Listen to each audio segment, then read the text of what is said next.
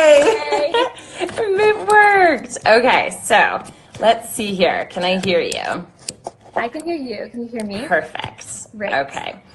Cool. So, can you introduce yourself to everybody? Yes, hello everyone. So my name's Tanya. I'm a holistic nutritionist and I'm based in Toronto.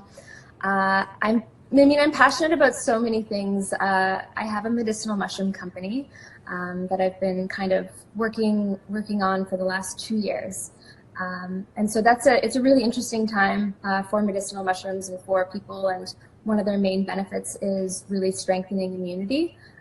So it's a really amazing time to be, whether it's like brewing tea at home on your own, or just, everyone's interested in boosting their immunity.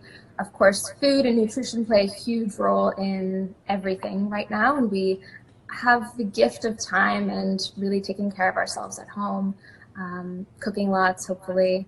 Yeah. Yeah.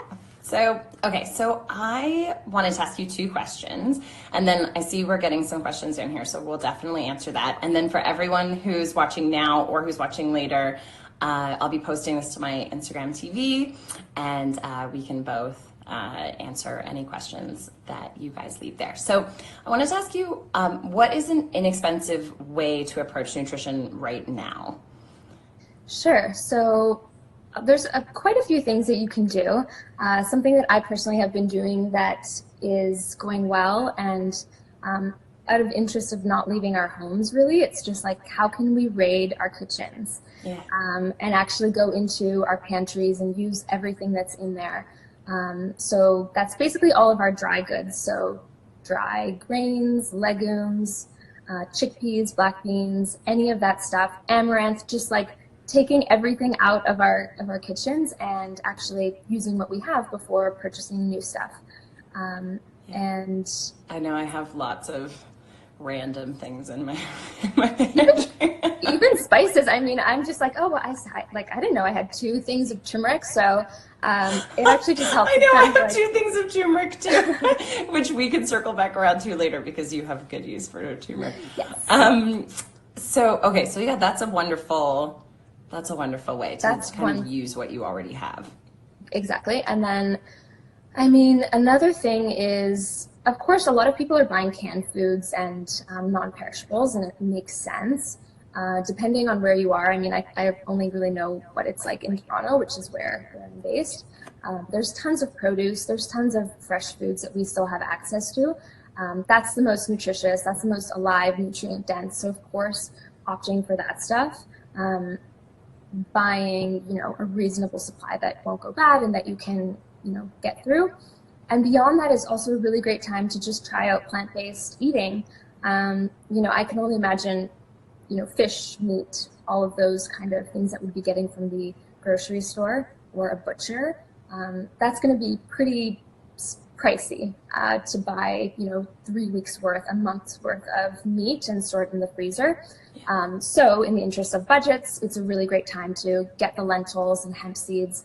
I mean, it's, one cup of lentils has like 20 grams of protein. So there's amazing plant-based foods and ways that we can get our protein and really nutritious food just through legumes and stuff like that. So that's another great option.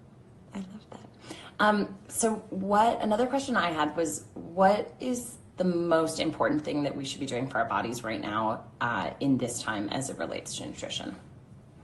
So the most important thing, I mean, there's a handful and a few things that I've been really swearing by and, doing during this time. So, so much of our immune system is in our gut, right? So there's about 70% of our immune cells are inside the gut lining.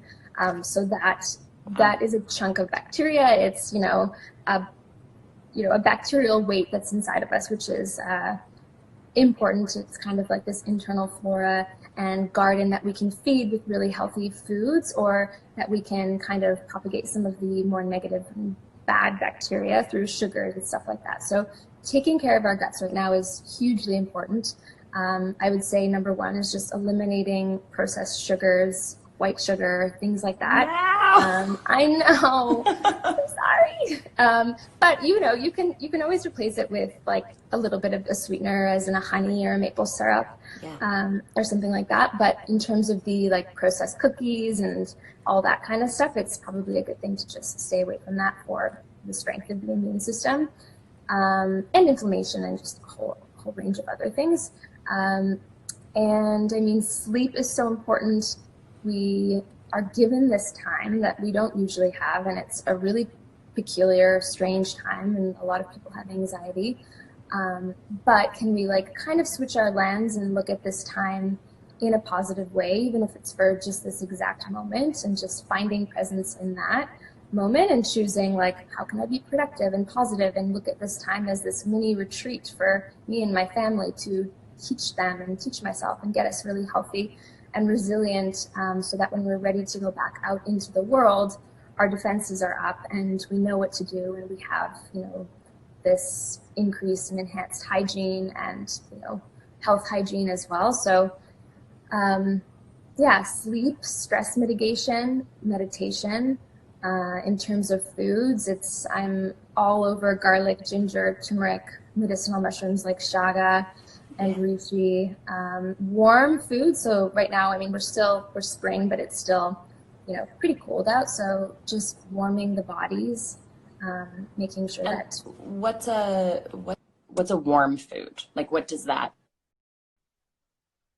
language mean? Totally. So that can be, it's like stews and curries and soups and warm beverages. So and actually hot teas. Warm food, not so like, food, okay, yeah, exactly. like hot exactly. foods. And then like cold foods would be raw foods, which I'm still a huge proponent of having some portion of raw food. So if you're having a soup, for example, I always will put fresh spinach or some sort of greens or sprouts or something on my soup, so that I'm getting those live enzymes. But right now, it's just not, seasonally, it's not really the time to be going fully raw for a lot of people. Yeah.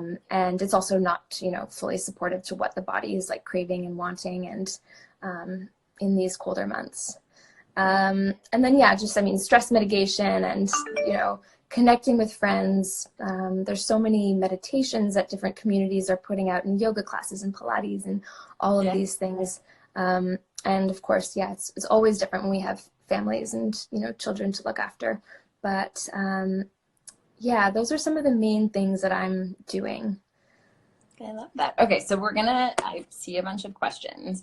Energy One asked, what's the one dish that we can cook at home that's best to try to give us as much nutrition as we can have in a bowl?